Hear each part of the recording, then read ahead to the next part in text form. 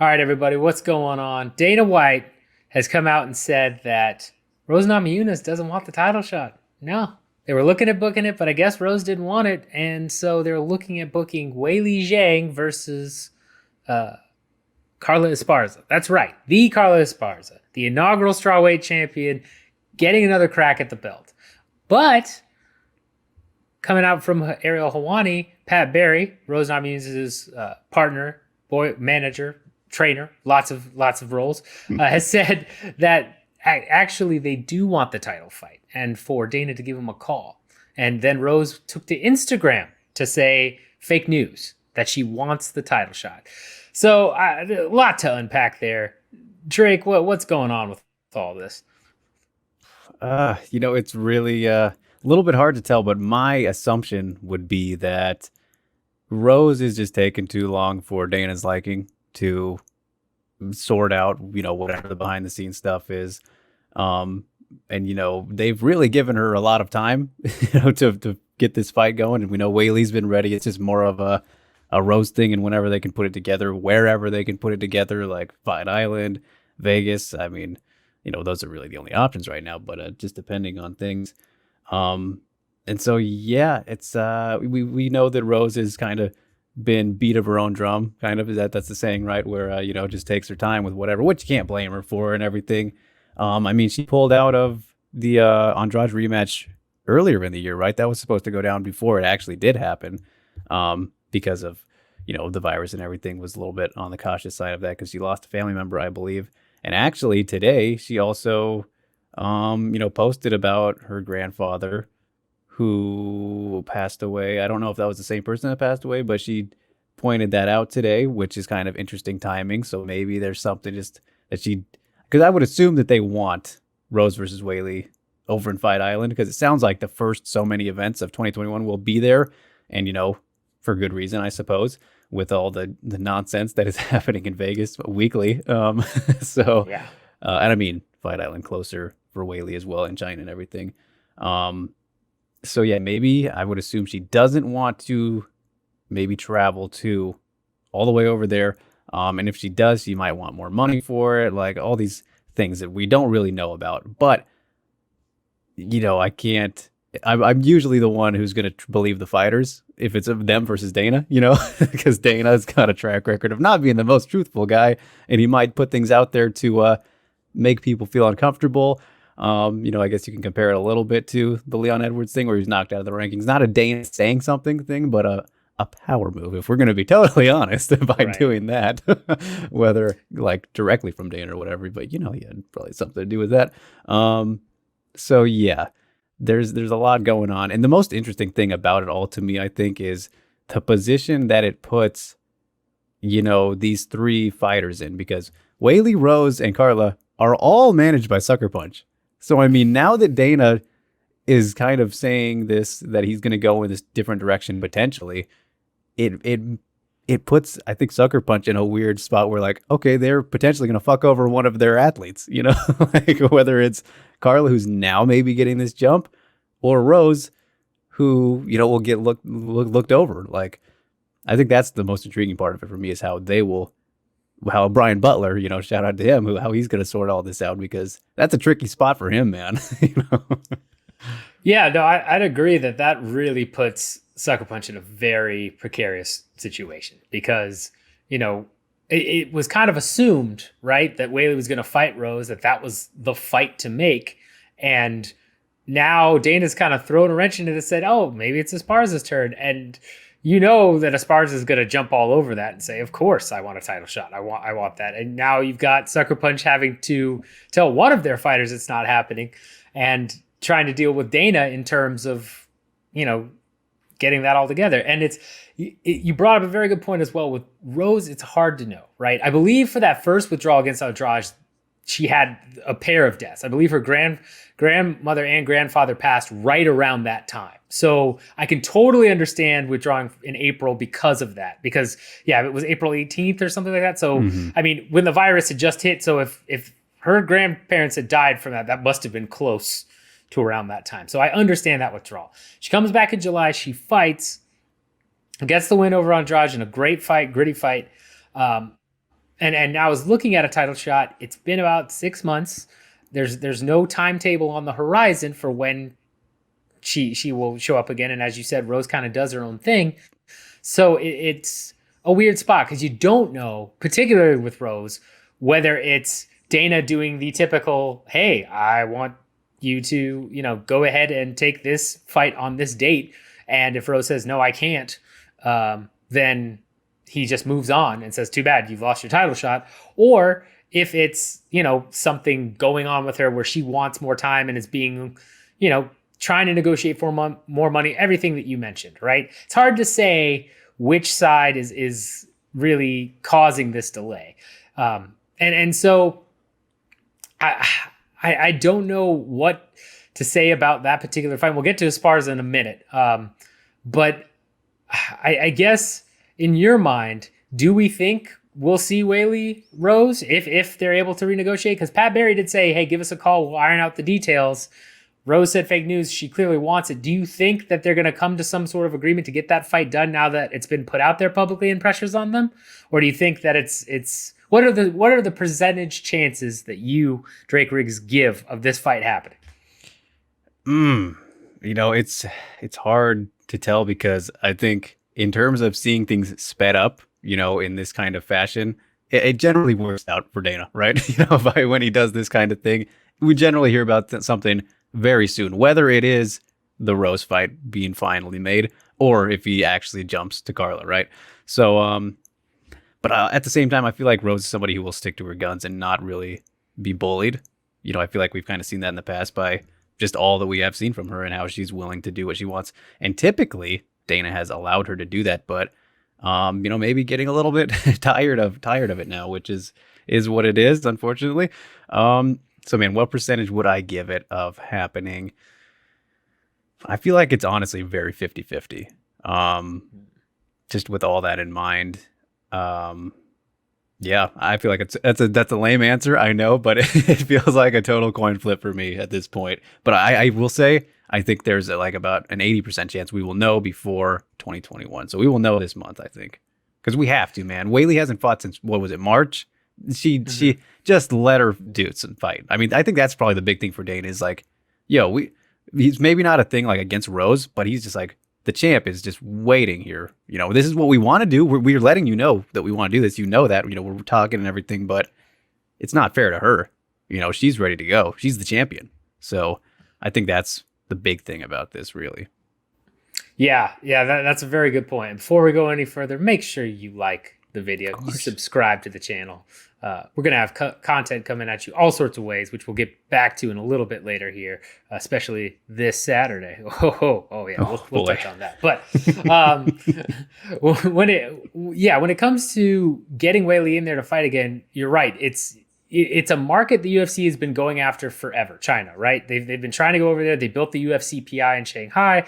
They essentially kind of gave Weili a shot.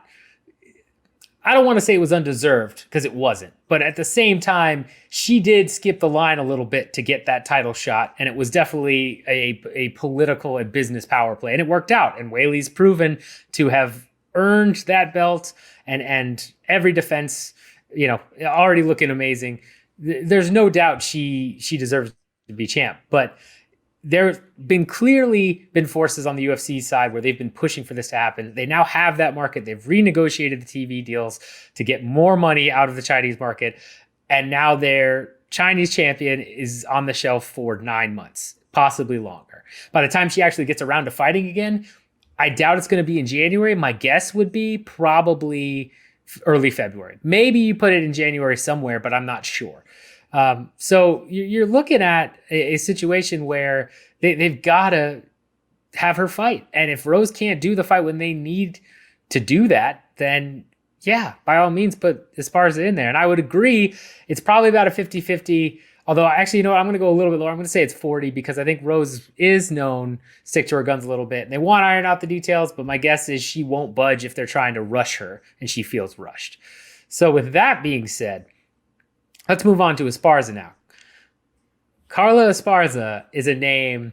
Is that the first name that you would have picked if Rose was out of contention? Because honestly, it was not the first name that came to mind for me. I think you already know this answer, Pat. You're just softballing me here, buddy. Well, thanks for ruining the fourth wall, Drake. There it is. Go ahead. Knocking it down. I mean, most of you guys who know me should know big Yan Xiaonan stan. So that is, of course, the name that first comes to mind. But, as you know, we were talking a little bit behind the scenes, you and me, my man. I'm not at all mad at a potential, Carla getting the slip in there, because I think that, as we've discussed also in past videos with Mr. Wells and whatnot, I necessarily don't think that Rose is totally deserving of this title shot at the moment. I mean, coming off of one win, yeah, it was over Andrade, and I mean, it was definitely a clear victory for her, but one win in this stacked, division that is strawweight, and it was one win since May 2019, right, when she lost the title. Like, just hasn't been very active. You look at Carla Esparza and Yan Xiaonan, who I think are definitely the top two clear contenders, and I mean, I see the arguments for either one, whichever you want to put over the other. I lean a little bit towards Yan just because of the 6 wins in a row. Carla probably better names on hers, but her wins haven't been as clear and dominant, or as clear as Xiaonan's have. So you can put it both ways, I think. So yeah, in terms of who, I would say either of them. Carla, former champion, all that. I'm fine with her getting this shot over Xiaonan potentially. And of course, the big thing about the Xiaonan title fight is got to be in China. They got to have that one as the big China fight, right? I mean, because it's the 2 best fighters from China going at it. So that would be the thing, is like, okay, you can hold off on that if for as long as you can until it's possible, but you can't wait forever, especially if Xiaonan continues to win, which wouldn't be a crazy thought. So as far as getting the shot, I think it's totally well-deserved and earned him. This is the best streak she's been on since she was champion. Like, just hasn't got enough love there, maybe in particular because of her style, just kind of how it's been with her. But yeah, no, I'm all for it. I think I wouldn't have been mad if it was made before the talk of this Rose stuff happening. So yeah, I mean, I'm fine with it. I hope it happens, honestly. just from a pure standpoint, Well, I mean, you bring up some good points. I will say I'm a little bit more, if I'm looking just meritocratically, I'm much more for Xiaonan than Esparza, just because I feel like Xiaonan has the better resume, right? You got Karolina Kowalkiewicz, who clearly has had some setbacks, but was a formal title contender. Angela Hill, which is no easy out, as we've seen in her many recent fights. And then most recently, Claudia Gadelha. And those have all been unanimous decisions. They've been clear-cut wins. Whereas Esparza, as you mentioned, we're talking 3 of her last 4 wins were, 2 were split decisions and 1 was a majority decision. I mean, and against Grasso, Marina Rodriguez, not bad names. Watterson, of course, but not the same names that Xiaonan has. I would agree from a business standpoint, it makes way more sense to wait until you can have that fight in China. That makes total sense. The only possible hiccup I see to all that is that Tatiana Suarez is talking about coming back, and that would be, I think, for my money, unless she's been out so long and has taken some real damage, I think she's, the biggest, baddest challenge out there for someone like Weili. That's the fight I want to see. And if they end up doing a contender fight between Xiaonan and Suarez, because now they're doing Esparza and Weili, or they have Rose coming in there afterwards, it's hard to say. Because Rose, yes, only did have 1 win against Andrade before she came back, but that was after dropping the belt, and she did dethrone Joanna Jędrzejczyk and beat her twice, which is, it's hard to take that away in terms of giving her some gratitude and rightfulness for a shot at the belt. So it's kind of a big mix because, like, as you said, this division is stacked. There are so many contenders here. It's hard to say who should get the fights. In terms of Esparza versus Zhang, though, I mean, if we get that fight, if that's what's going down, for me personally, I mean, don't get me wrong, Cookie Monster's great, but I'm not sure I see much of a challenge for Zhang here. Am I wrong in that? Am I just overlooking Esparza here?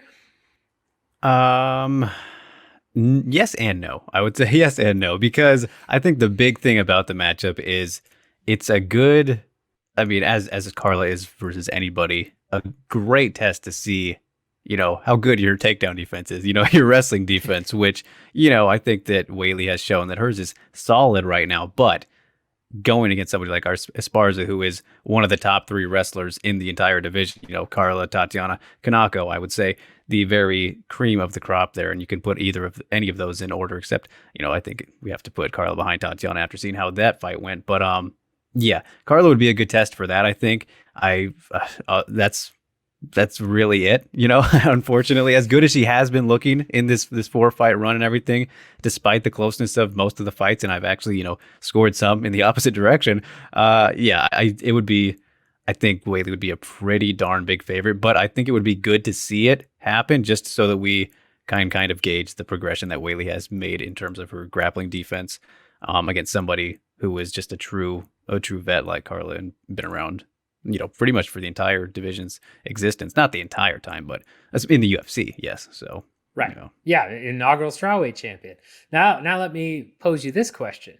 Let's say we don't get Esparza. Let's say we get Rose. Is it a much tougher out for Weili?